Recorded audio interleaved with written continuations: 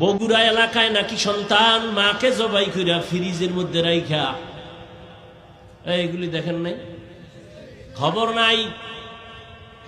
অথচ ছেলেটা এত সুন্দর চেহারাওয়ালা সন্তান, প্রথমে স্বীকার করে নাই, পুলিশ ধইরা, র্যাব ধইরা, সিসি ক্যামেরা দেখে এরপরে স্বীকার করছে, হ্যাঁ আমি আম্মারে মারছি।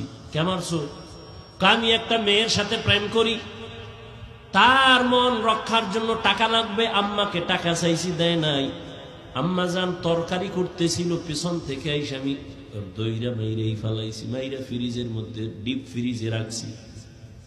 আবার হাতে কুড়াল নিয়া স্টিলের আলমারি ইচ্ছা রকম ভাঙছি, বুঝাইছি ডাকাত আসছে ঘরে, আলমারিও ভাঙছে, আম্মারেও মারছে।